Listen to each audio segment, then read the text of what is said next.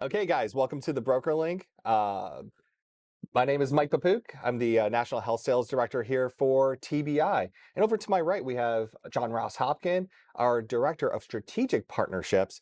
And one of the cool things that we want to talk about in today's podcast, which is something that we find that is very near and dear to our hearts, is more along the lines of cross-selling and just making sure that we're setting up our clients for success in this industry and just overall in life in general. Wouldn't you agree, JR? Absolutely. And, I couldn't be more thrilled to be joined today with one of my good friends who actually was able to bring over to the brokerage. He was already in the industry, but he was just a natural cross seller. And Jeremy Cutlip will be joining us. And I can't wait to get some insights on the importance of cross selling and how easy it really is once you present a scenario that it's attainable to do and you just go out and execute your action, right? Absolutely. And before he walks through that door over here, what does the audience need to know specifically about Jeremy? Anything cool that we need to kind of give him a little sneak peek on? So Jeremy, he's what you would call a people person. He's never met a stranger. He's actually very successful. He had two bars that he started from the ground up and ran those for many years. He's an avid outdoorsman, snowboarding, anything with a board, he'll ride it. Oh, cool. Great family man. I was lucky enough to be his neighbor for several years, and he's overall a very welcoming individual. And I think what you're going to learn from him is just the ease of how you can't be afraid to talk to people. Okay. You can't be afraid to go out and ask for the business. And I think that's what a lot of agents that are used to maybe taking leads over the phone or working over the phone, we've really become so inundated with calls that we're getting to the point now, we're getting back to getting in front of people now that we're post-COVID. And I think Jeremy is going to give us some insightful information today on how easy that is to do and go out and execute it. Wonderful. And I'm sure that we're going to hit on many key topics, especially when it comes to like just that cross-sell mentality in general. A lot of people that I talk to these days, there seems to be an overall fear of that. So I can't wait to hear what Jeremy is going to bring to the table as far as overcoming the fear, but also why is cross-selling important to him. So a lot of cool topics we'll be talking about. I'm looking forward to this. All right. So Jared, why don't you take the moment here to introduce your friend? Well, this is my friend, Jeremy Cutlip. Jeremy, welcome. Thank you for joining us. Glad to be here. How long have you been with the brokerage now? Since 2017. 2017. So 7 years. Yeah, it's coming up on 7 years because it was November, I believe. Yeah. Yeah. And what, can you give us a little brief introduction to your background of what you were doing prior to coming on board with us?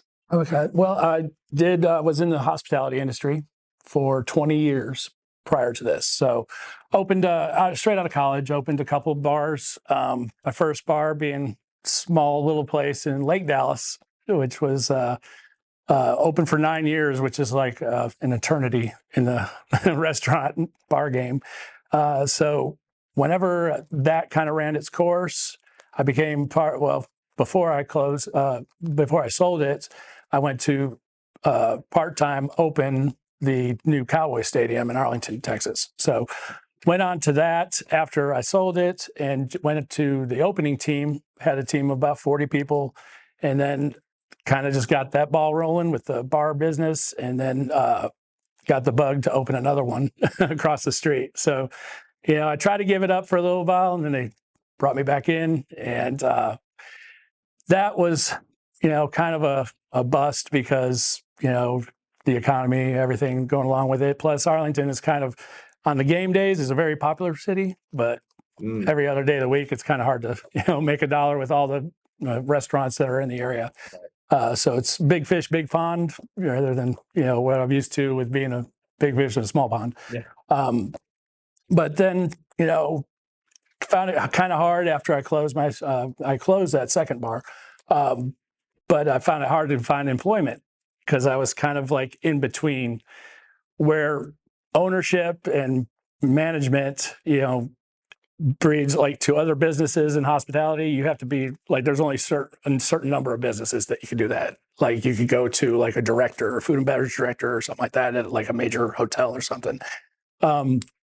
And so it was feast or famine. I couldn't get a job as a manager at like a Jake's Hamburgers because they're like, well, we could bring you on and train you, but then you're going to get picked up by somebody else for, because we trained you. So it's kind of one of those things where I just was kind of locked out of any kind of career opportunity. Oh, So yeah, it was really difficult for me to try to find something. So for a while, I just worked at the Cowboy Stadium for the PGA tournaments, for just anything I could get like temporary, income from. And then a restaurant right around the corner from my house that I could just walk to with Sneaky Pete's. But anyways, I basically got a call from who turns out to be one of my better friends now, is a guy named Kyle Eldon. He worked for a place and he was like, hey, I used to be at this restaurant, and they came and talked to me, and it was life insurance company. So I was kind of like, so it was a friend introducing you, like, hey, by the way, have you considered this pathway when it comes to a career move? What were your initial thoughts on that? Tell the truth, I was just beat down by not being able to get a job in the career that I've been for 20 years. It's like whenever you're sitting there going, I am unhireable, and what a lot of people said, I'm basically a doctorate of studies for the bar business, because so it's just kind of like, why is this happening? So I just took it and ran with it, because whenever they were interviewing me and trying to recruit me, a lot of parallels were there with, hospitality and sales, where, they tried to break it down to me that, for the most part, we like people that know a lot of people. And that's basically the whole idea behind a life insurance company is, they do a lot of hiring just for recruitment wise, so they can recruit, the whole Primerica business model. Forgot it. But anyways, so going from there, I started he had one of those like boiler room type interviews, like where What do you mean by that? Like, what was that interview process like? like he had like 12 people in a room like this. Okay. And how Ben Affleck throws the, Rolex across it, like, this is nothing, type of things. And I was like, started like kind of vibing with it and talking a little bit more and going, okay. And it all sounds great at the time, because they're like, all you got to do, the bare minimum, which, anybody can do with our way of doing it, is, basically the easiest thing. And you can start out making, this much money, and it's great. And I was like, okay, well, if you're going to give me a shot, I just need a shot, is how I feel. It's like, put me behind something, I'll just learn it, own it, and then make it my own. And that's kind of how I was looking at it, especially with all the parallels. Like, they're like, you talk with 3 feet of mahogany between you and the customer at the bar, you're going to have 3 feet of Formica or granite or something at somebody's house. So it's basically, you're just saying the same thing. You're a people person. You just talk through it. And, insurance, the insurance items I deal with, it's like mainly people need the, insurance, so it's not like I'm trying to get them to come to a place, and try something out. It's more like, which one is going to be the better option for you? If it's something that you have to have, then go with it that way. So you made, and after that initial meeting, is that when you decided, I'm going to get my life accident health license and do this? Is that? Well, I mean, that's kind of how it was, a captive agency. So they have their own training program, and everything kind of ideally looked the same as anybody that's starting out. Like if you're in college and you're trying to get a job, just a college job, and it's usually wait staff or bartending or something like that. And what I used to teach people in the bar business is like, hey, go to Fridays, go to Dave & Buster's, go to one of these places that has a great training program, because you're not going to just walk onto some great, bar business, spot without having the, the knowledge and the working areas of it. So I saw those parallels where it's like, okay, I'm in charge of making my own money at this position, and it, now to date, it's like I have had way more 1099 careers than I've had W-2 careers just because of that. It's like if you're depending on somebody to hire you and then you just get washed out like I did, then it's kind of like the only option is to do something that's you're in charge of. And that's kind of how I fell in love with it at the first place, because it's like, okay, if I sell all this, then I get the money. It's the work part of it. So it's like, but at the captive agencies, and I know you said in the intro that we were neighbors, talking to you about it, when we meet in the street, after work, and it's like, man, I just can't get over this, like, how this works. And you kept telling me about, the grass is greener. And I was like, okay. When I finally made it up in my mind after a couple of years and I felt like I got it down, then I moved on to doing the broker, way instead of the agent way. And that's kind of where I got sat into it. So 2 years of basically training and making it, great, tight, how I did things and getting the idea of how to do it. But So those 2 years, by the way, that was kind of like your introduction to at least one line of business, life insurance, Right. Correct? Right. And then joining the brokerage and being here part of this realm opened you up to other possibilities. Right. Tell me more about that. So coming from, just the life side of it, and actually that ended up being one of my first battles was the captive agency, seeing that I got contracted with a health, Medicare company, and with a captive, apparently they automatically know when, when somebody is, assigned certified with another carrier, because it was like literally 14 hours later that they were like, "How are you signed up with Humana?" Medicare company. Anyways, so that's when I just kind of pulled away and was like, look, I'm going to go ahead and, push my book of business up to this point and go out on my own. And So starting from scratch again, except with a new working knowledge. Roughly how many clients would you say you had in those 2 years with the company you were with before us? I want to say like about 250. Okay. But being life insurance is, and that's one of the things that I like to talk about, is that it's not so much feeling in it when it's basically setting up something and then never talking to them again. Right. It's like, it's a lot different than any other aspect of, insurance benefits. It's like, with everything else, you kind of have to keep up with them, or else, because things change yearly. Yeah. So that was a little bit of a change. But also, whenever I first came in, dealing with the way I was doing it before, I kind of tried to allocate it to doing it the same way, except with a lot more lines of business to be able to package add. combo. The package concept is, Yep. I never could understand why people don't want to do that. I mean, if you're licensed in it, and if somebody's walking by you, or somebody under 65 wants to talk to you about it, I'm not going to. Well, and say no. It's something we've had countless conversations, and I know Mike is a big believer. The importance of a fact finder or needs analysis, which on the life side, that is a must for every single client that you talk to, because you're talking about financial, not just health risk and those sorts of things. So determining what that need is. So basically, he took that package mentality and developed his own, just as you did in your previous employment.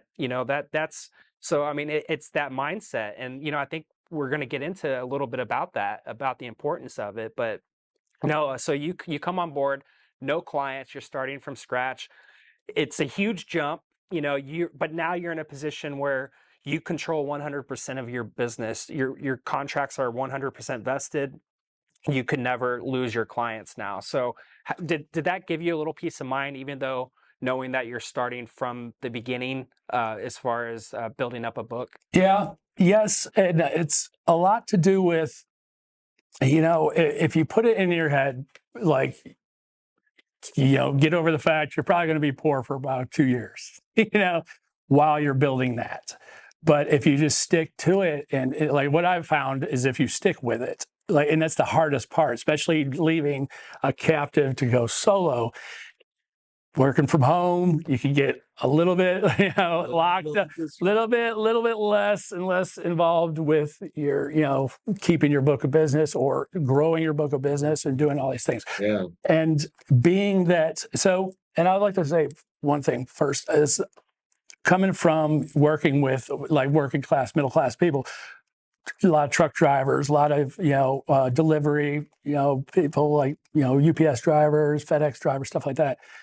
They don't typically, typically they have all their stuff in order at their jobs, but coming from a thing to fill in the blanks of what might be missing, that's what I kind of try to do is maintain that relationship with, the middle class to where I could, know, like when you're looking at a whole family and you're like, what could be missing that they don't see? Like, I mean, the whole Aflac business model, Right.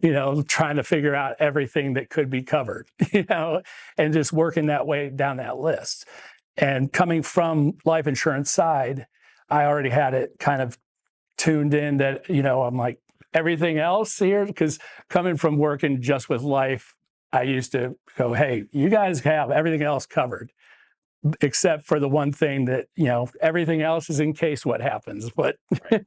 this is when is going to happen is the only question. So if you don't have your own personal, life insurance rather than a business expense life insurance, then that's like the number one thing you should have. You should have at least $25,000, $15,000, $25,000, $30,000 worth of, whole life, because that's the only positive, that automatically is going to happen. So don't leave everybody stuck out. Basically, what it comes down to. Final expense coverage, right there. And it's hard to get people to stop to think about that, but it's actually pretty easy to go to middle class families because they understand that. And I mean, it's a little bit of psychology through it, to get them to feel that. But, the main thing is to just, get them to understand what you're there for. Yeah. But and that transferred over well because, whenever I'm going to go through a plan, obviously I'm there usually for health insurance. So health is a nice starting point. But if you just work down everything, you can get them to the point, where it's like, and that's where I was starting to fine tune my, craft was right before their eyes start to glass over, because you are offering way too much. Then you can pull back, and then it's like basically totaling up everything for them, because it's like, once they get to a point, you're 5 different, lines of insurance down Obviously, there. one It's person, like, they're never going to leave you, which is what the property and casualty, the Aflacs of the world figured out many years ago. and I swear to God, if there was a property casualty company out there that didn't run it as a captive, I mean, I've already talked to different people like myself. Like when I go to certain life insurance company meetings, we were all trying to get Safeco or somebody that a sublet of a different company to let us sell. But unfortunately, they're still in that captive market type attitude where they're, just their company and just their people. Arrangement, yeah. And they don't want people that aren't going to produce their number one solid number that they want. And that's the reason why I'm not at a captive agency, because I've got tired of people going, why do you only have 4 policies this week? Well, because I work for myself. I don't work for you. So that's where it gets, problematic. But also, if you need that environment, then maybe it's not your environment to be in a brokerage, or to be a broker rather than an agent. Well, and I just want to go back to what you were saying earlier. So the importance of the training, the experience you got from your previous arrangement that you were with, that was very valuable as far as structure, and that's where you learned the concept selling, if you will, and determining the need. It sounds like, and then with your experience with being able to network with people, different types of people, and not afraid to ask questions, it feels like you took a leap of confidence in your own abilities, and that this is becoming something you're really good at. Right. It's just full circle, because that was the advice you were giving to a lot of the people that were trying to get into the bar business. Go here first, learn that craft, and then come to me, and then we can do a few things here. You can't wing a lot of things. Like a lot of people think there's winging it, and it's the whole. Like I teach my kids this at an early age. I said, learn a little bit of a lot of things, because you're learning a lot about one thing. You might not it might not work out for you in that realm. Like I said, I was in hospitality for 20 years, and I finally just had to say I had to reinvent myself, and that's scary to do after 40. You got through it. Yeah, I got through it. And don't put all your eggs in one basket, right? And we're in an age in our industry, especially in an election year, one stroke of the pen could change the direction, whether it be Medicare, ACA, life insurance, and even some to the degree like ancillary. I mean, short-term change. They're going back down to 4-month plans. So the importance of diversifying your craft, and your craft is not a health agent. Your craft is I'm an independent agent, and I offer all of these products. I'm your one-stop shop solution to any and all insurance needs. And Mike and I, we've been going back and forth on getting agents to really, our partners really understanding the importance that this is not the time where we go all in on one thing. We have to diversify, and it sounds like that's something you've been really doing over the years since you've been with us. Yeah, which is absolutely true. But now I want to dig into that mindset of yours a little bit. Okay. Why? Why is because you can go out there and you can pick something up and you can learn it, right? And then there's one of two paths. Either A, yeah, I believe in this, or B, I'm not going to believe in this. So cross-selling, why is that important to you, the person who you are? Well, so it's like this. Like, so I feel this is the makeup of it altogether is health insurance under 65 is so easy. It's the easiest thing on the planet. Easier than Medicare? Easier than Medicare. Like, it is so simplified to this point that I'm just, I don't see why people won't do it. I mean, I understand the logic of 4 years ago, why they didn't do it. It's a lot of work. Lack of pay, commissions were getting cut, carriers were pulling out. Plans were actually expensive. Yeah, and I mean, if you don't have a 50-plus organization, that 3% isn't going to be anything. So it's basically just once they did that change, and that opened up so much more. But it's like even the small change that they did with the commissions on that should have opened it to everybody, because I was thinking about it before that, even because I had a lot of buddies that had businesses. So I was like, okay, look, I can go to that group plan. 3%, whenever he told me he's paying $100,000 a month in health insurance, I'm like, well, 3% isn't too bad. Or 4.5%, I think that was what one of the carriers were. Anyways, it was, so thinking that like ACA under 65 being the easiest, in life, well, I say life and disability being the hardest. Mm-hmm. Why wouldn't you just like combine doing everything, especially if you have somebody in ACA, the life side, the biggest thing that I take away is asking. Like, people act like they're scared to ask, to ask for those either friends and family that they want to put in, or if they're covered on different avenues. So you're not afraid to ask. Yeah, where does that come from?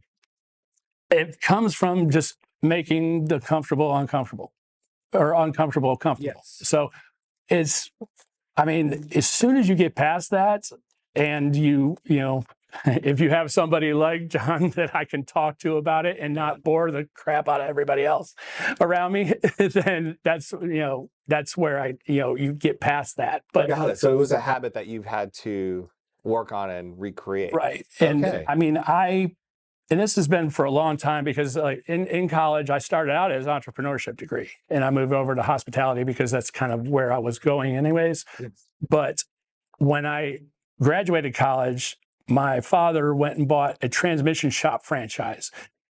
I couldn't understand why, because he can't rebuild a transmission. And I had to tell him in that, because that was actually the first job out of college while I was building the bar. is I was managing this transmission shop. Jeez, yeah. But I started to pay attention to the employer, or the builders and the employees, and learning it myself. And I tried to teach him that too. I go, look, I know it's a franchise, and they make it sound great at like a franchise trade show. Like, you have nothing that runs itself. No, I would never take over a business that I didn't 100% know, like make myself know everything about. So knowledge is a key part of what you want to bring. Working knowledge. Yeah, working knowledge, not just so much textbook knowledge, but working knowledge of a thing. And that's, where you could get the most benefit out of it, because, the human element is always that. You're going to learn more by writing it down, or, like just writing it over and over again, or, whatever you're doing, just doing it over and over again, repetition. You can read it all day. And that's one of the things that I don't like what captive agencies do with training, is they don't really train what the product does. They train you a script of how the product, how to convey what the product does. But they rush you so fast through that training to get you out there and start producing so you can have that working knowledge. But they're letting all those people out that early when they don't even have an idea what they're doing. They don't know, because I was successful at first because I did vary off of what they were, training. Okay. Because they would only go for, 15 to 30,000 on whole life contracts. And I was just writing 100,000, because those tiered brackets that bring it down in cost, and that you can get to that break-even point. It's just basically working it through your head analytically to see what would actually not only work out for them. So there comes a point that, like, okay, so with that product knowledge, you were even able to get to a point where you were just like, why wouldn't this make sense for someone? Right. And by putting these pieces together and saying, like, well, I can definitely make sure that this is taken care of. I can make sure that the credit cards are not even an issue. We can make sure that the house for the next 30 years is in good hands. If you want to pass anything along the lines to your children, your spouse, college. It's just too many. Yeah, it's endless a opportunity. Laundry list of things. But the fact that you were able to sit down, bracket that out per se, and just put that in a game plan for almost like a curated game plan for your clients that says, here's what I'm able to do for you, and here's what makes me different. Did you find those to be very powerful moments that even though you were asking for more money, they saw value in these things? Yes. It's what they used to call it is just spending their money for them. You just go right down a list. So if you concentrate on you find that perfect number for them, the one that will cover everything, but the one that's not going to hurt them to pay forever. So it's just looking into that and just making sure you're not going to hurt them financially, but you're going to protect them fully.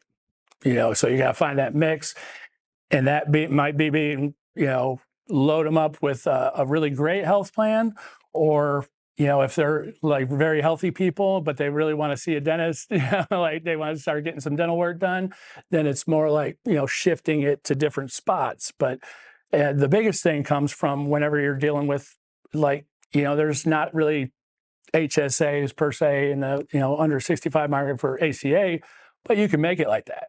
I mean, you can make it where you add a United or one of the carriers benefit that for hospital indemnities or stuff like that. So to fill in the blanks on that, where you get your lowest, cheapest priced cost with a same max out of pocket as a deductible, and then throw on a $15 a month hospital indemnity or $25 a month hospital indemnity to cover those things if something major happens. So the bigger thing was I liked trying to get all of that stuff down, and then pop in with the life insurance. And then also there's so many, the life insurance departments are, branching into more, the living benefits, and they're all starting to fight about that and trying to offer the more. So if you get with those carriers, then you can bump up, the premium goes up a little bit, but then you get to express so many more things. Mm-hmm. And that was one of the bigger things I learned, is start to get away from the commercial verbatim,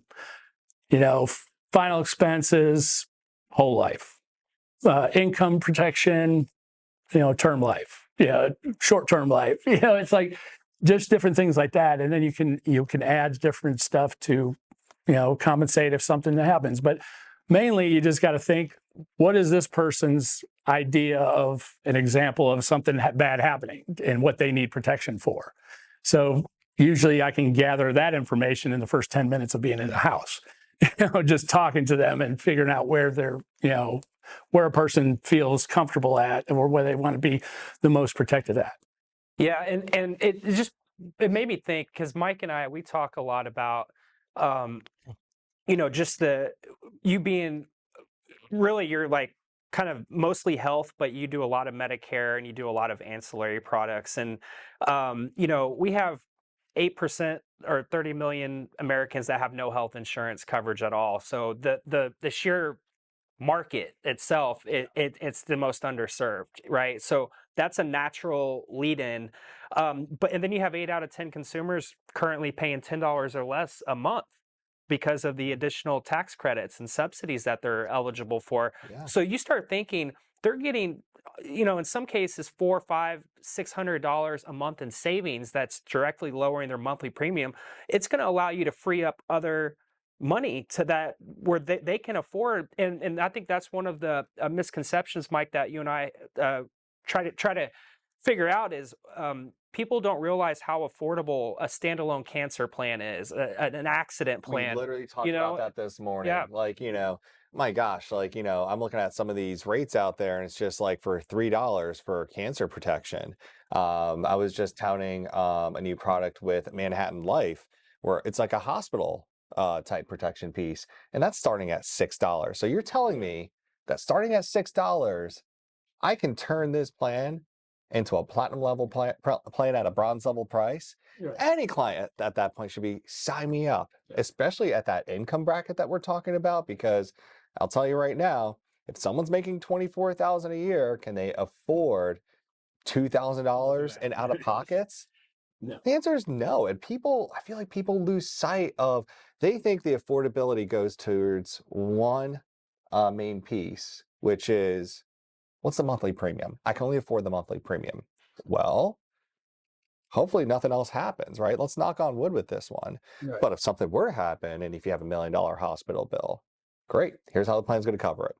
$2,000 is going to be out of your pocket. Can you cover that?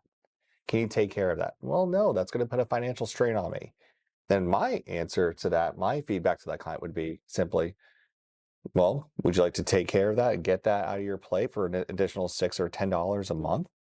So it's $120 a year to take away that 2,000-pound gorilla that just wants to sit on you and cause that level of stress. And it's just that easy, when you break it down. And it's with all of the different avenues you can take to get there. And that's why it's like, whenever I first went on my own and being, like I said, in the hospitality industry, I had so many of those people that make that 21, 24, 25,000 a year, because, it was even less than that until they started putting credit card. So you tell me one Bud Light would take care of that entire month's premium? Exactly.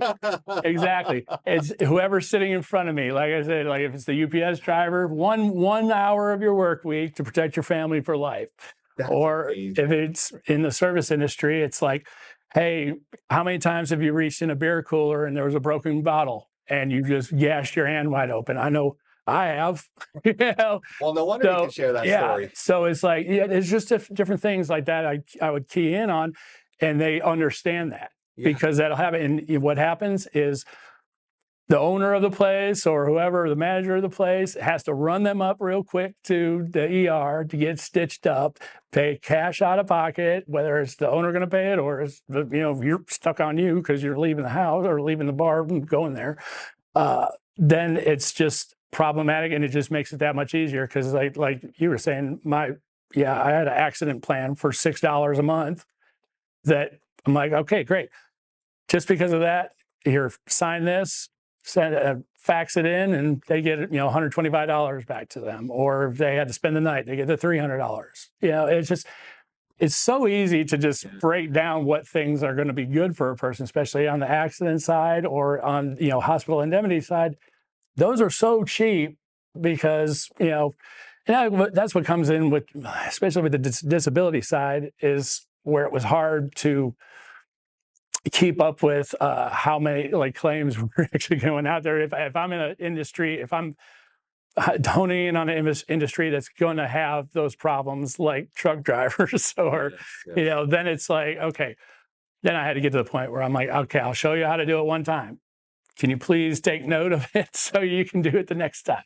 But I mean, that's basically where it's at, where you're just stacking all these things up and then making sure to be there for the first time it happens. This is what I really actually liked, and the light bulb exploded on my head when I walk into a restaurant and I see somebody I just signed up for an accident plan with crutches. And I'm like, I was going in there to talk to somebody else about it. No, he was on crutches. He comes wobbling over to me and goes, I got 5 people here waiting to see you. Because so he I didn't even over I didn't even have oh, no. I didn't even have I didn't even have his card yet. He didn't have anything yet, but he went to the ER, gave him a social.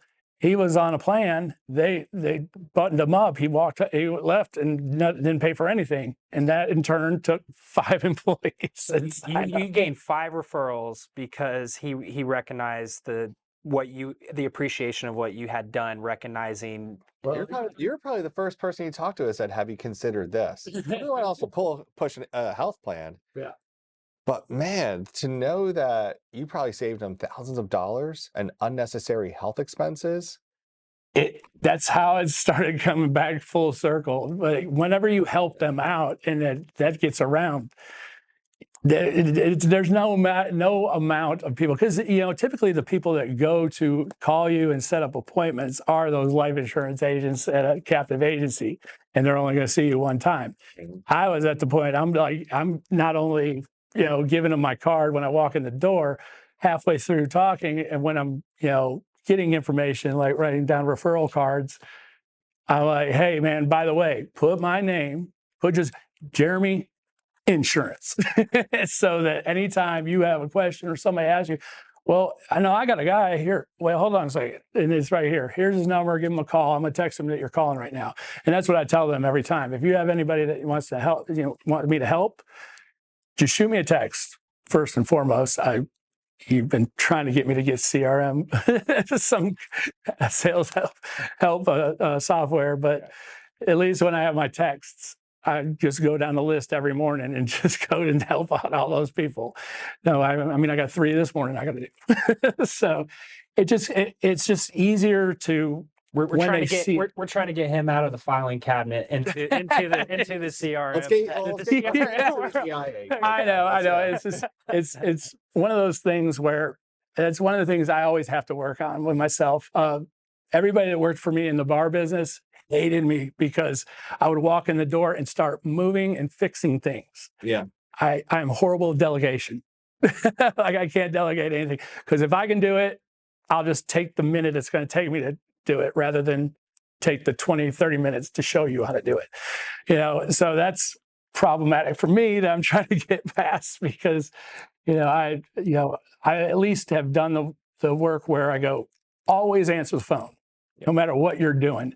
There's too many times I say that haven't answered the phone, or I called them back 2 or 3 hours later, and it was like, hey, I was going to get this. I was going to bump up my coverage. I was going to, I was looking at getting this, and there was somebody sitting at the restaurant and was telling me about it. So I was going to ask you, but I just signed up with them anyways. I'm like, or it's the Medicare clients that are going, I can't get a hold of them. Okay, well, I'll just answer the phone next time one of the scammers calls. So it's, I always said, first be accessible. Be accessible. Yeah. And that's the biggest thing to take away from, especially during open enrollment with Medicare or ACA, is I keep telling them, you have a tangible physical person that you can call in the area, and I'm there. I'm all through Dallas-Fort Worth Metroplex, but whenever they're calling Lexington or anything, they don't know those people. and half of the health centers, if you call after 5, are going to be Central Americans. So it's like, how much help are you going to really get from them? So, and they've already been gaslit or destroyed by marketers anyway, so they don't want to talk to anybody that they don't know.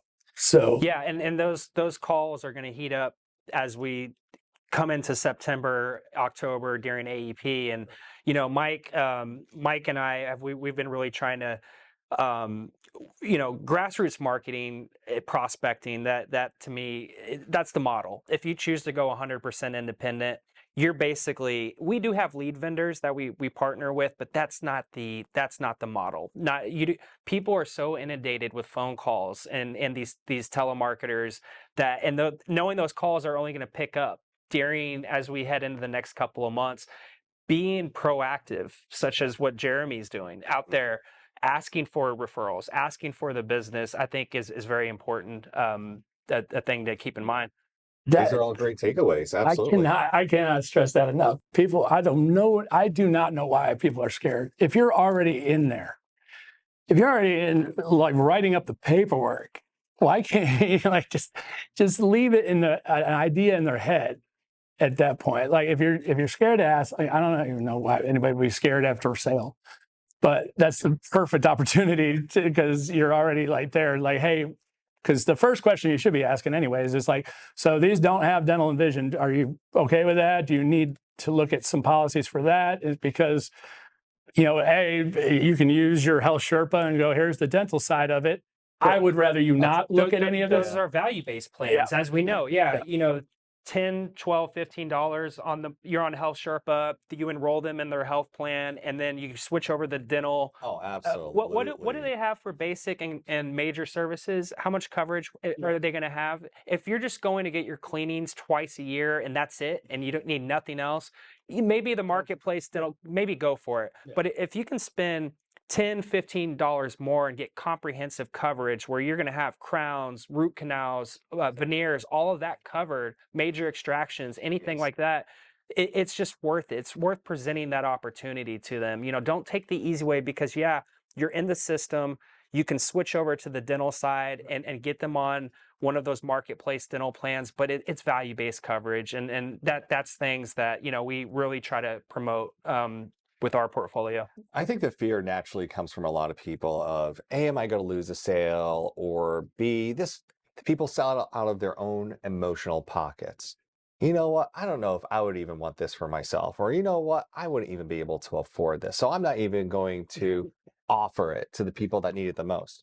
Here's a statistic that I went to a visit out in Minnesota just a few weeks ago.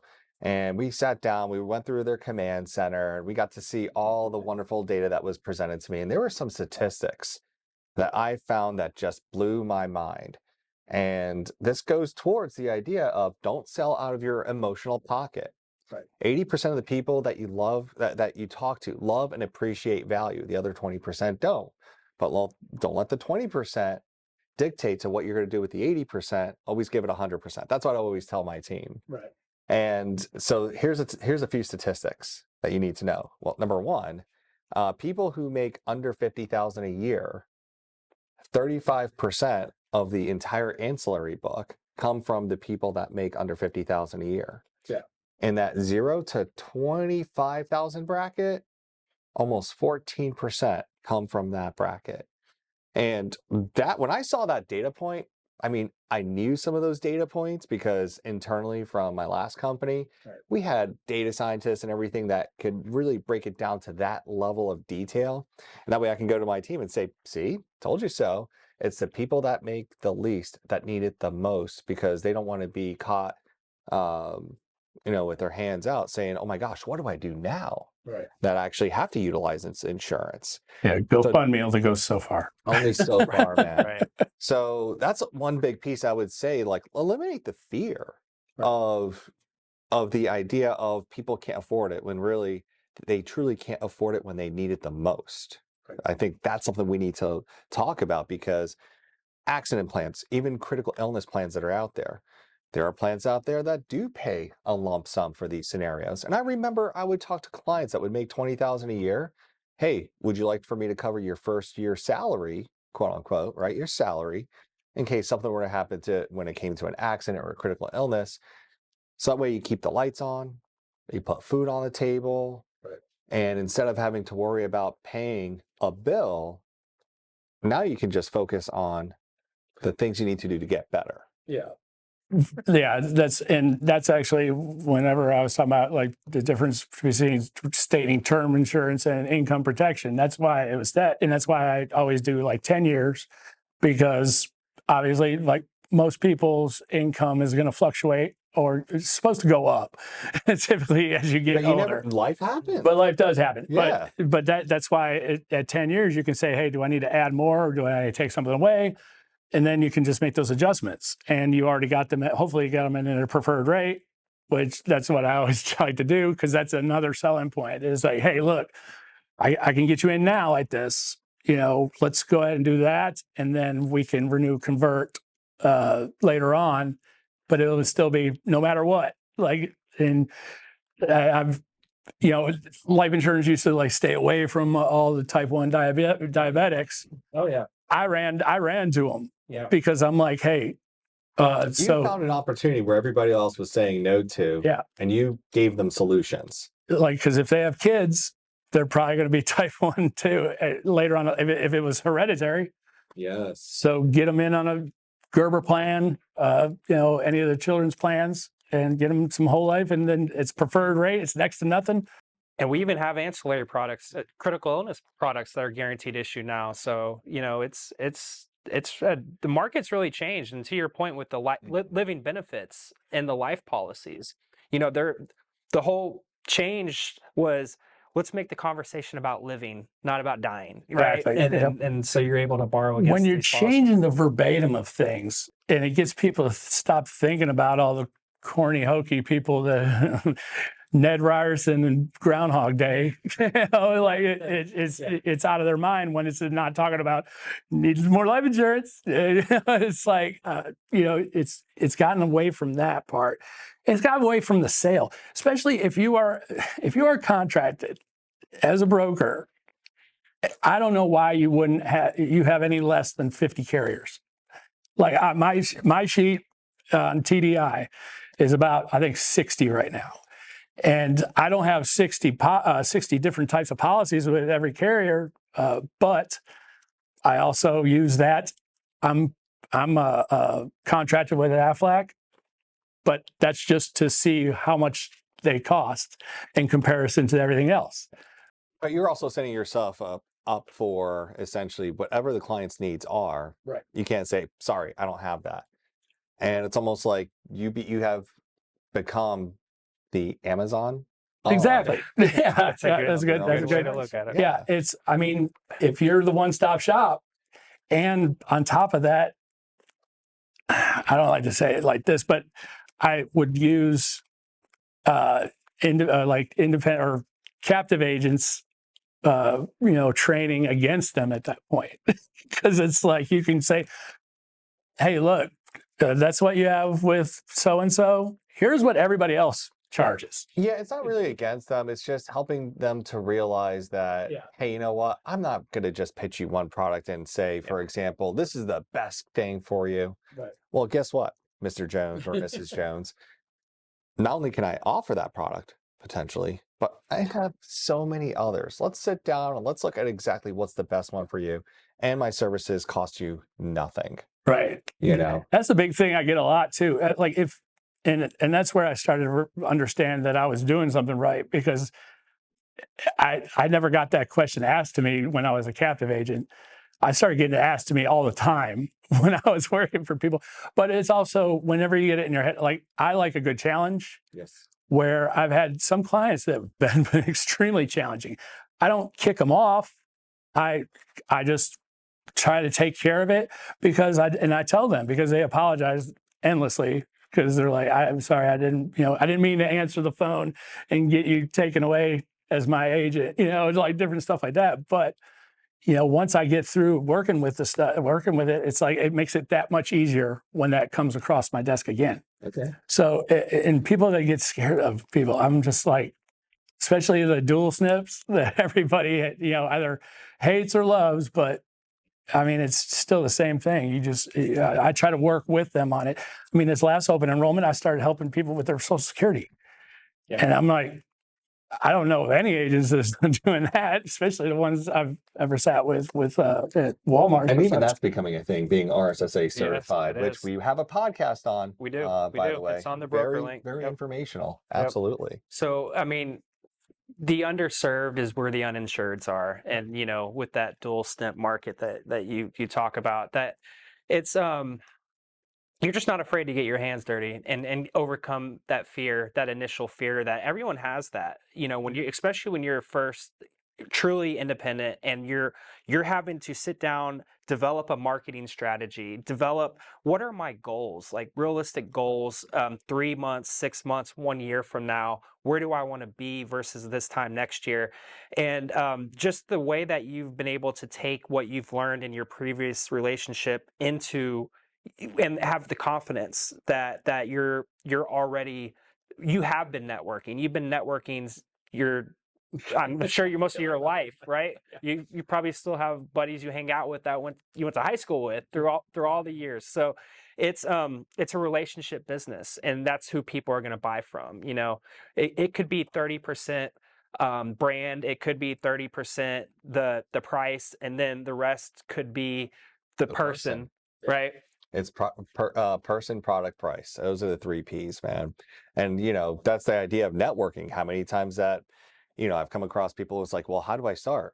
Well, number one, do your people know? Does your network, right, the people that you talk to, friends, family, loved ones, do they even know what you're doing? What? No, they don't. Well, that's step 1. Let's get it out there. Let's get it out there in the universe. And then before you know it, maybe good things can happen from there. Trade shows, you name it. So I do want to take a step back real quick. So I want to give the audience some practical pieces that because we're having a lot of great conversation right now, sharing a lot of great stories. Now I want to know practically what can they take away from this that they could say, you know what, if I do this one thing, or if I ask this one question, this can actually help me take that step in a positive direction towards either A, building confidence, B, learning about a product, or even C, just trying and having that as part of your repertoire. So you mentioned that you ask questions. So you do an assessment. Right. So what sort of questions should maybe the audience be asking when they're out there, whether if it's face-to-face or over the phone? Well, it's all, that's what's the rapport building with your clients. It's all about just trying to get out there that it's basically you and him working to see what would be the best. It's not the other way around, me and the carrier seeing how much money we could get out of the person. It's more or less like, is this person, and that's what comes from taking away from it a little bit. Whenever you get into it and everything sounds great, if you have that person that's over the top excited about it, you might have to take off a little bit of it, because that's the type of person that might talk to, like, hey, also, first of all, have any family members there, because the first person that's going to be, like problematic might be the missus. Like, you just did what without me? So then all of a sudden you get that call that that fell off, or they did the phone call to, the follow-up phone call, and they're like, no, it's okay, I just talked to my wife, never mind. And it's like, you just left it hanging there. So if it's more or less, they can trust you, the trust building, the rapport building, and that's where it comes back to, how many people do you know? How many of those people are true friends, people that you just know, or people that you just came in contact with one time and you're never going to talk to them again. So once you get to that point, and then it's like, okay, if you know these people, I hate to say that I use Facebook a lot. I used to use Facebook a lot with the captive agency, because you don't really know who you're coming to. So if you look them up and see a little bit about them, you can almost build your rapport in your head, that how you're going to confront them when you see them. And also that comes with, like, I think I showed you last time, we were talking about my Google Maps, where I have all these people that I've talked to set in my maps. So if I'm at an appointment and they're there, for them to know that you're still their agent, or you've signed them up and you're still taking care of them. If you're in the neighborhood, they're right around the corner. Stop by, a little door knock goes a long way.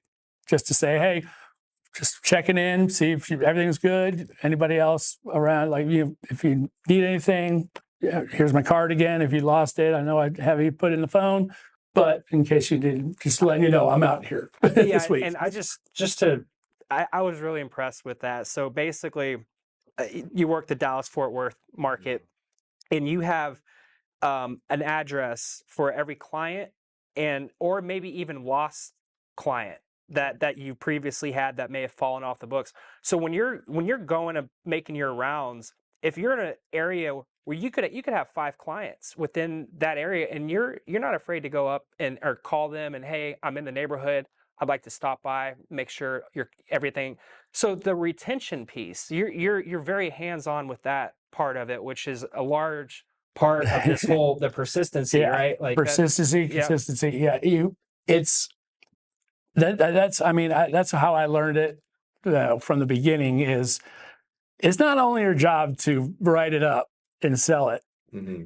Like, in order to keep it, you have to, engage them. You have to, whether it's a mailer or it's a phone call, if it's one of the dialers, anything. But just as long as your face and name is still registered. Limera, which is one of the more credible marketing organizations, predominantly in the life insurance industry, they had a statistic: if you're not talking with your clients every 6 months, it's not even a likelihood someone else is. Yeah. And now we talk about the telemarketing today, that number, that's probably a well outdated number. It's probably more like 3 months.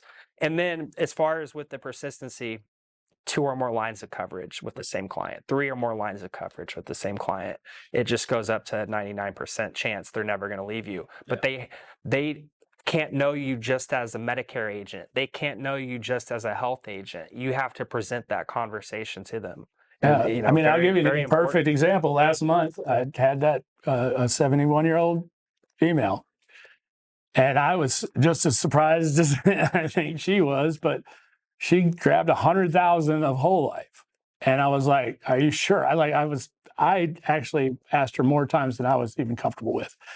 Are you sure about this? Because this is a pretty big chunk of your, Social Security you get, but she had everything in place already. Her living with family members, doesn't have any bills, and she was really avid about leaving her kids with a substantial life insurance plan. And also, she got advised by her financial advisor to call me, which I was kind of like, wow, I haven't had many of those financial advisors give away business, especially like any of the ones I've actually dealt with before. But that was, and that was just by leaving that nugget when I wrote over Medicare plan. Like, hey, look, anything else that I could take care of you, because whenever they come off, and that's another thing that I've just started spinning. Whenever you're analytical, if you're just spinning while you're talking to them, it's like, okay, I convinced her to get out of this Medicare supplement. Now she has about $200 extra per month. Mm-hmm. So now that when she went from a supplement to a Medicare Advantage plan, and it worked out for her the first year, that's why I told her, I go, hey, this is going to be great. I want you to try it out first. Then in a year, we might go to we might come off that PPO, because that's the one thing I'll actually, make them go into a PPO first off of a supplement. So they're not calling me going, I can't see my doctor, man. What is this garbage you sold me?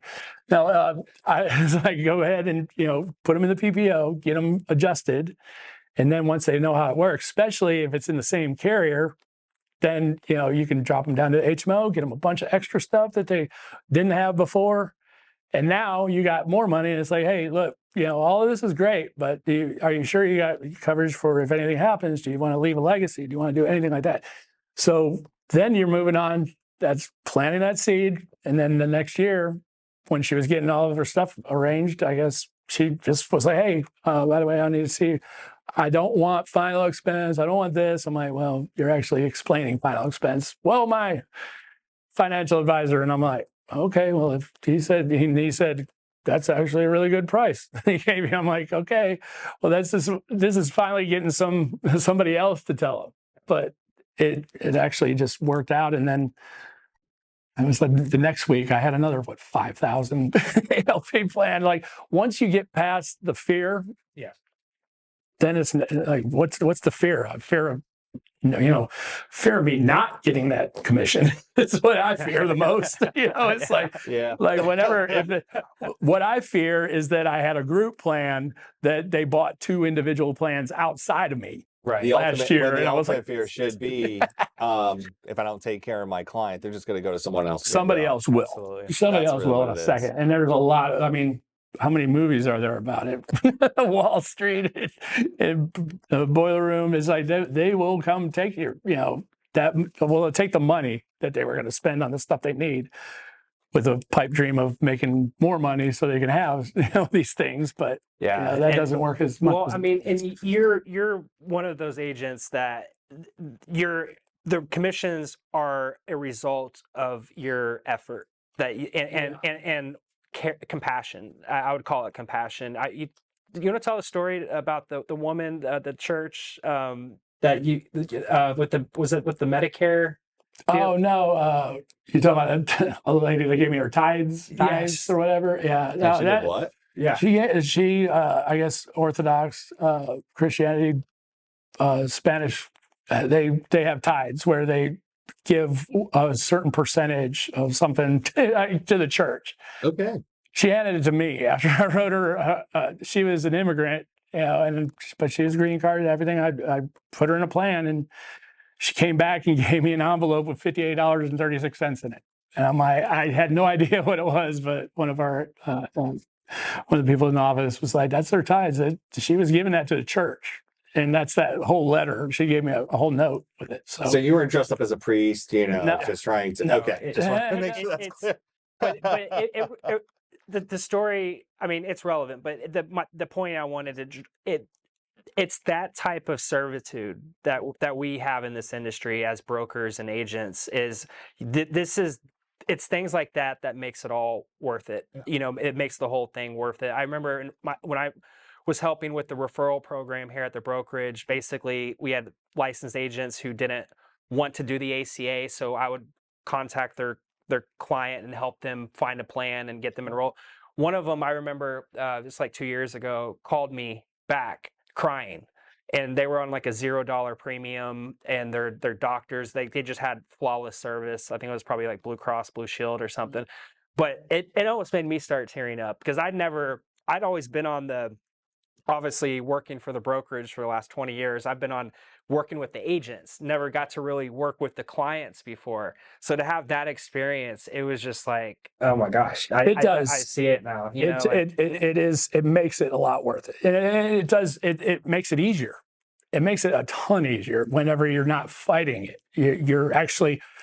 I always say fight for what you believe in. Right. But I mean, I'm not saying that it's like, I'm not saying I don't. It's just like, it's so much easier when they come to you because then most times out of any, they come with extra people. Like this is like exactly how it works down. It's trickle down, marketing, I guess. It's just the way it happens because especially in the industry I'm in or the industry I was in, so many accidents, so many injuries. And for them to get a $0 plan and then when they actually hurt themselves and they're like, holy crap. And unfortunately, that's what is, because that's some of the times it only really works because I'll get the calls where, there's no doctor that takes this or that, the other. And it's like, okay. And that's the other thing is like, I always get my own policies and I work through them. Every year I get the worst, I can't say the worst policy. I get the least amount of network policy for myself. So I can find those doctors myself. And then I go, and then if somebody, wants a plan and they're like, I don't know any pediatricians. I'm like, I got a pediatrician in this town on this plan. I also have a doctor on this plan. Whoa. So you personally, that's cool. You personally enroll yourself in a marketplace plan with the most limited network possible that's affordable to you. I got rid of the value this time, but Have you that ever one heard was of that? tough. I actually have never heard of that. I've always been a proponent of, hey, if you're going to offer something, have it as part of, what you have. So like, for example, I would tell agents, hey, sign up for this accident plan, sign up for this critical illness plan. Emeritus was the very first dental insurance I signed up being over here at TBI, and just wanted to know exactly how it worked. How would it work? What is that experience like when it's all said and done? Because I know there's an experience that I shared with clients. I know what is being pitched to me from a carrier perspective. Right. And I want to know personally what that all looks like. So that way, when I'm talking to a client, it's genuine, it's authentic, it's real, and I know that Comes out. Yeah, It comes out in your behaviors too. You can't. It doesn't not come out like it just comes out easier, and that was the number one thing I realized, especially like because I bought an accident plan from the beginning. Like I've had life insurance and accident plans before I had health, like just because, and that's why I was always really good about persisting with that. I go, look, this is.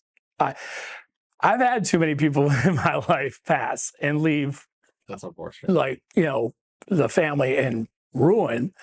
And so I'm like always bringing that up. I bring that first and foremost.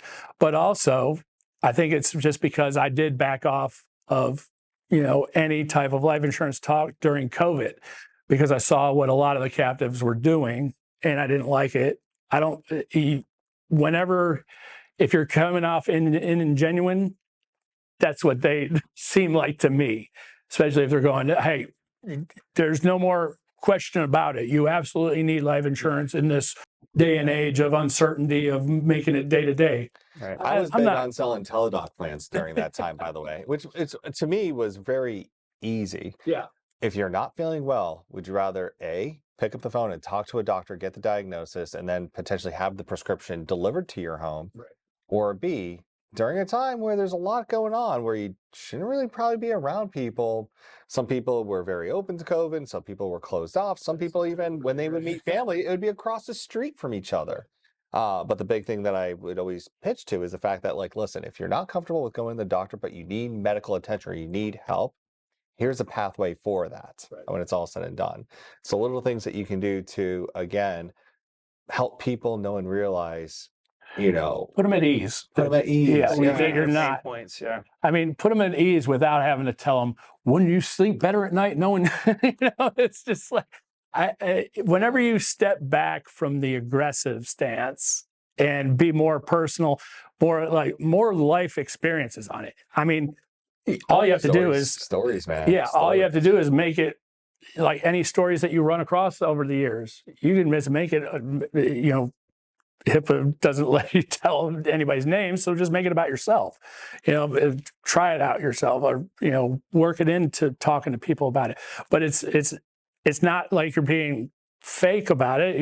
You've seen this happen, so it's a lot different than when you're in, lack of better words, with the captives, where you're like, hey, I'm the president of the company. Like they say, do whatever you have to. I'm like, then you come off disingenuous, then you come off like a salesman. And that's one thing I never, ever wanted to become, is like some used car salesman that's just like, they're like you go to buy a Rolex on the cruise ship. How long does this sale last? It's over in about 30 minutes.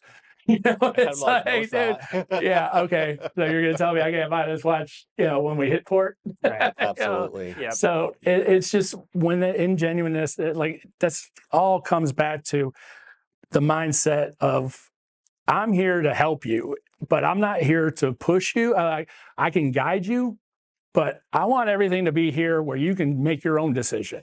I want you to see everything that I bring to the table, and that's one of the things with, like whenever I package everything up, it might be 10 different carriers in the package. But, you can set up the effective dates, usually the draft dates, to be the same date. So, it's going to be a lot of individual ones, but you're like, if they trust you, like, hey, trust me, this is the best way to do it. Because, and I like to always use it with the restaurant industry. I say, it's like the Humperdinck's menu or the Cheesecake Factory menu. That Everything's menu has grown like tenfold since it's everything's good, It's so but is much. everything great? I'm No. like the Gordon Ramsay kind of guy. Just give me one simple menu, just a few selections, so that way my mind's just not going off at so many different areas. He's a bit of a foodie too, so man. that's. I'm a foodie that can't touch gluten. I'll tell you that much. Yeah, so and that's the other, and then that gets expensive. Organic is so expensive. But and that's the one thing that a couple of things I just want to share. It's just like some practical things for agents, right? Some really cool takeaways. Number one, know your solutions, right? You work with 60 different carriers, but again, or 60 plus, it seems, but you've been doing this for how long now again? yeah, 7 years. 7 years, man, 7 years. And, I would say the feedback to the people who are just starting, start off with maybe just a few. Oh, yeah. Dip your toe in it.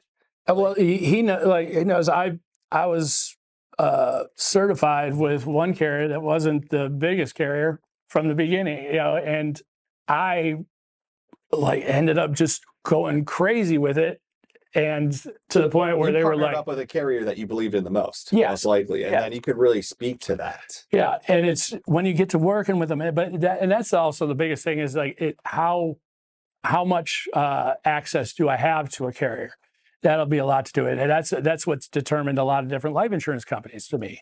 If I can talk to an underwriter. Yep. Then that votes very well, rather than them just using LexisNexis to decline my account. Decline them for absolutely no reason. It's like same. But that's where you get a lot of it. The working knowledge with it is that, I have 60 carriers, but I think I have maybe active policies with maybe 20 of them. There you go. And it's just because. You're not going to write all 60. Right. But there might be a moment that there might be a very niche situation that all of a sudden that client might fit with that carrier, or all of a sudden they redo a few things, they become more competitive, and then you have that in your back pocket ready to offer. Yeah, so he doesn't have to necessarily go to a Google search and end up filling out an average site just to get a quote. Right. You can go directly and compare the most competitive carriers, and out of those 60, I'm sure it includes most of them. Yeah, with that product, it does. Yeah. It makes you Amazon. I mean, they run a commercial for SelectQuote that does exactly what we're talking about. So every time I say that, I'm like, now, if they're like, yeah, we've seen that on TV. Okay, great. Do you know where that person is? Because I don't. I know where I'm at. I'm in Flower Mound, Texas. You're here in the colony. So, you can pick up a phone, and you're probably guaranteed to see me during open enrollment somewhere. So it's a lot easier to work with like that. But, and I'll say the one mistake I did make is I didn't load up enough. It's always nice to have a group plan in order to, offset having to, because individual plans, that's the first year that kind of took me by surprise is, oh man, when I have a group of 50, I talked to the HR director. I have 50 families. I got to talk to 50 people, so it's not an easy task at open enrollment when you have 300 plus 2 days. I know. I squeak it in, but it's a 12-hour it's a day, constant. It's a constant cost. Disability claims running up the cost of traditional group insurance. That's why ICRAs and Kiseras are becoming a thing, right? So, I mean, a lot of people, they want the freedom to go to the markepmarketplace, and I think employers are starting to realize that as well. Yeah, and there's different ways you can work a group plan. Brings us back to the packaging is if you're working with a group plan, well, I work with, hospitality, which mainly even restaurant managers aren't going to normally retire from the Cheesecake Factory. They're going to be there, and they're going to probably get recruited by someone else, or going to pick up a general manager at another place or whatnot. Anyways, it's usually a shelf life of so many years. I mean, even Fridays closed half of their restaurants, so you're not guaranteed to ever be able to do that.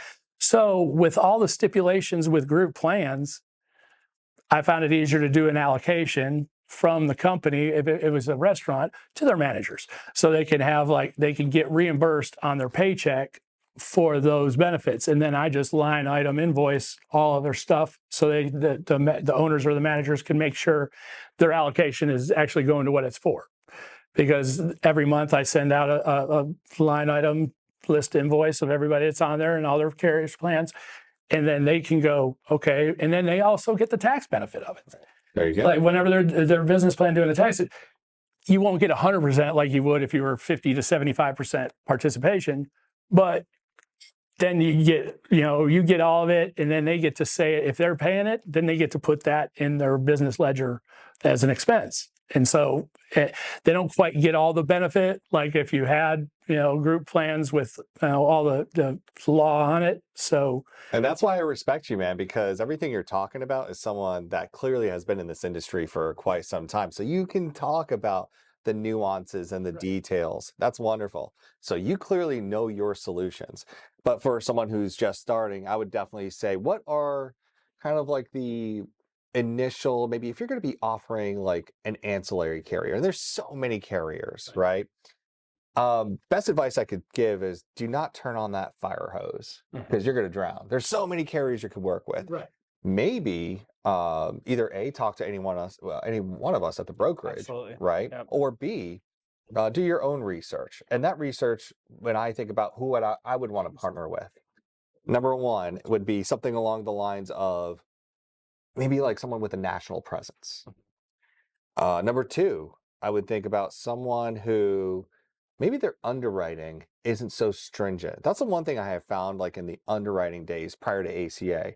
I knew which carriers were really good when it came to ease of underwriting versus some that would just decline. But also probably the most important piece is usage. If there comes a time for usage from the client perspective, if you're talking about like a lump sum, critical illness plan, Ease of access, 25,000, accessibility. 50, even some of them do like 100,000. Well, if a claim goes in, how soon can that lump sum amount actually be received in their hands? Because especially in dire situations, the last thing that you want this to ever be is a situation where the client all of a sudden, they're waiting months when it should have taken weeks or days to receive that check, Yep. So putting them in that situation. So number one, know your solutions. Number two, self-confidence, right? And that's the one thing I love about talking to you, that level of self-confidence and knowing your value and just being able to come in and know that, hey, ultimately, shame on me if I'm not going into that interaction with this client and not letting them know everything that I bring to the table. Also, the proper needs analysis, because you can't solve for that pain if you don't find that need. It's a must for every single client. Yeah. It's the easiest way to also, because human beings are very visual people. It's like mine, I have two different types of needs analysis I usually go through because I like to give them options. I'll put in, here's option A, B, and C, do everything at once, total it up at the end. Say like, the difference between option A and option C is this covers you for life. Right. With inflation involved, pushed into it. And that's a big keyword right now in this day and age. Back when I was doing this the most, people are like, inflation, it's going to go up. I'm like, yes. Well, your price isn't going to go up, but your cost of living index, everything else is going to go up. So option C would be probably like where I would break everything down is like option C has 15,000 of whole life, which will cover your funeral expenses if it happened today. 30,000 on option A is it with inflation involved. Give it a like 4% interest rate over years. It's just whatever you want to say. But when you're breaking it down, it's like, okay, we can deal with option C now. And then when that 10 years of income protection comes up, then we can maybe jump over to that one. Yeah. So it's a lot of different angles you can take with it. But when you're doing it this way and you can list it all out and you can go right down the list and back up again, then they're looking at everything in a package and they're like, okay, yeah, that makes sense because this is the one solid dollar amount that I'm looking at. And you're still taking care of them. The one thing I love about that, and I literally had this in the national sales meeting yesterday, the either or close. The either or close. Either or close. This one or this one. Here's what you get with A. Here's what you're going to get with B. Which one do you prefer? And the one thing I definitely want to wrap this up with. Yeah. Right. Absolutely. And just talk about what does this mentality bring altogether? What are the benefits of cross-selling? Well, Number one, we all know, and I think we can agree on this table, that it's just going to lower our client's risk. That risk of something that's unforeseen, something that could be unfortunate, to make sure that ultimately they don't have to worry about a $10,000 hospital bill, a $2,000 hospital bill, or if something were to happen like these scenarios of an untimely death. You have breakdowns here about income protection, education, mortgage, all sorts of things to make sure that they're ultimately taken care of. Let's lower that risk. Yeah. And by lowering that risk, and if there is usage right off the bat, number one, they're going to come to you and thank you because you took the little detailed steps, the extra few minutes to truly understand their needs, which a lot of people don't seem to do, unfortunately. But also on the flip side of that, you're going to get client retention. That's going to go up, followed by referrals, which you clearly are talking about. And it's the biggest thing. Yeah. Like you can't, I mean, because I take referrals down. I have it actually on the back of the needs analysis when you go right through it. Emergency contact, here's friends and family. And then I write, if I get to that point and they do offer somebody that they're really excited about, I'll write out all the information I need to about that person. Yeah. And maybe have them call them while I'm sitting there. Yeah. Like, hey, I got this guy over here. He's helping me out. Also, a level of exclusivity when you're doing it like this, because I'm like, hey, I'm letting you not have to talk to 10 different people about all this stuff, and then it's like, this one was fun. I forgot about this. I put this in the folder the other day because I sell packages of 5 different carriers. I just started putting them on this business card. That's actually a thumb drive. Oh, wow. Oh, wow. That's And unique. so I've just put it all in there in the folder on the slot. But I put all their information of every brochure that's on their plan, every bit of it on there, and then just stick it in there where the ID card usually is. And then they're just like, okay. And then they have that. I'll say, put it on the refrigerator, put it wherever you want to. Did Brokerage Bucks finance that? Yeah. Yeah, and that's another thing about being at the brokerage. You get money to build your business. So I literally took advantage of everything I could and you just try to get through it all and build it all. But the best thing I got to say with the brokerage's help is your ability to contact those carriers. Like Mark Warlock helped me with a lot of disability stuff. I went to the luncheons for Illinois Mutual, to see what's going on and see what's better ways of doing things. It's like with having those resources at your hand. I mean, it's in y'all's entire ledger, the FMO, field marketing office. You have to, you have the ability to utilize all of y'all's resources. So this is where, if you're 2 years in, if you're a year in or 2 years in, this is where it's going to be more beneficial for you, rather than me when I'm, 7 years in and I'm like, okay, I kind of got it dialed in right now. I ask you guys for help. When I touch on something that I haven't touched in a while, like, I went on a little bit of a hiatus from life, and then I came back and started talking to Sherry and getting involved with more other carriers because I wanted to expand and see what the other ones were doing, for the most part. And every carrier, like I was saying, with the, the menus engineering, is they do something really good, and then they might do average on other things. Like I have one that's really great on the whole life, but their term is garbage. I have different stuff like that where I can pinpoint the best parts of it. Mm-hmm. Putting emeritus on your dental vision hearing, that's amazing.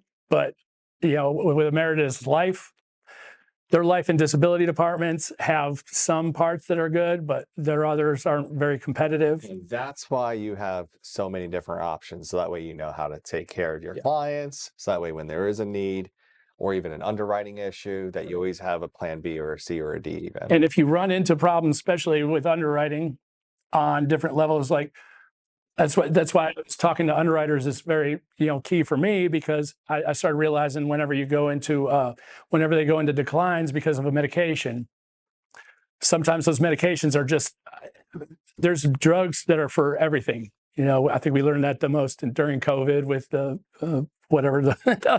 chloroquine and all those drugs. But it's like, if you have those, if you have the different things in mind, then it's just easier to adapt to it, Absolutely.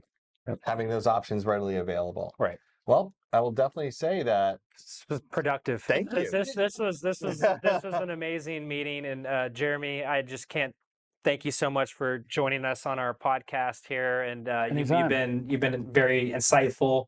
And I just would say I hope all of the newer agents or even seasoned agents, we wanted to bring one of your own in the room here and just share his thoughts. And I think this was very productive. Absolutely. And I just love that everything that we shared today, as far as just like, yeah, you're an agent. And, I was a former agent myself, and just the idea that we just go back to the simple concept of just taking care of people. It's that simple. It's rewarding. And once you get it out of your head, like that's the biggest thing I think is the difference between when you go out on your own or from a captive agent's point is the money is going to be there.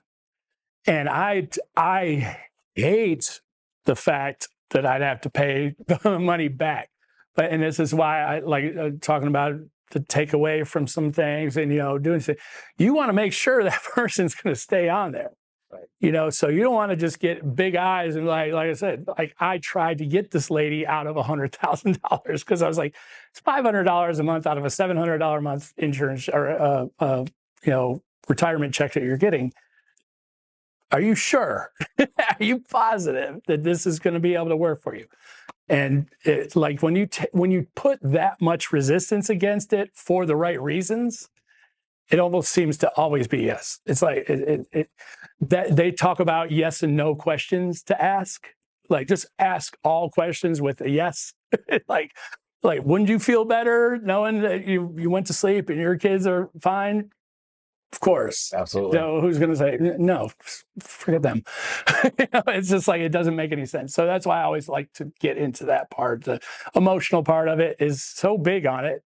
And it's almost, you just can't get away from it. You can't fake it. Yeah. It's not very possible especially with me. Like I can't fake. I'm going to tell you what's going to be good, what's not going to be good, and what would work for you. Or I'll tell you what, can be involved, what's going to be involved in doing a claim for it. Because that's one thing I do have, and that's one thing that is great with the brokerage. Like I said, I go to Sherry, I'm like, hey, what's the easiest plan? This person's out of the weight index, which plan is going to be great for that? Or which plan is going to be great for somebody that had a heart attack 3 years ago? What plan can I get them into, at first? So whenever you have people like that have been there 40 years, 30 years, consistently seeing the patterns with everything, then you can open yourself, because I have way more than 60, because we have, how many just-in-time contracts do we have? So if I have to write something, well, I have the quote engine, and that turns out to be the one that I want. Well, it's just a matter of me making a phone call, and then I can get the just-in-time contract out there. It's just super easy. This is not. I came from a job that I was, up at 7 a.m. I was actually on so many prescriptions at that time. I had to have a pill to wake up and a pill to go to sleep, like just to be able to work, like building a restaurant and then working at night at that restaurant. So coming out of that, if I'm behind my desk on a computer for 12 hours that day, that's nothing. That's like, this is not manual labor, and it will always exceed your growth in your own head. So absolutely. Well, Jeremy, thank you for your time today. Hey, no problem. Thank you. Appreciate it. Absolutely. All right.